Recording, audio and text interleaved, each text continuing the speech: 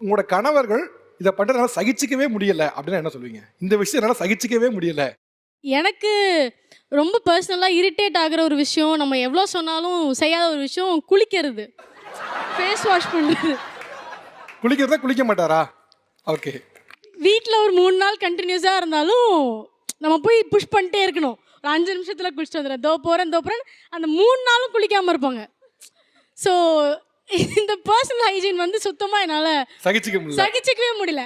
குளிக்கிறதுன்றது அவருக்கு மட்டும் நல்லதில்லை, கூட இருக்கிறவங்களுக்கும் நல்லதில்லை. அது வந்து குறையா நம்ம எவ்வளோ சொன்னாலுமே, நல்ல விதமாக சொன்னாலும் சண்டை போட்டாலும், ஏன் என்னை சும்மா குளிக்க சொல்லிகிட்டே இருக்கேன், நான் வீட்டில் தானே இருக்கேன்.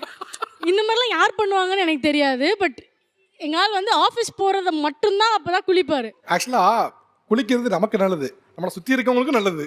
ஏன் அதை பண்ண மாட்டீங்க? கொஞ்சம் அவங்க வழக்கம் போல ஓவர் எக்ஸாஜரேட் பண்ணிட்டாங்க.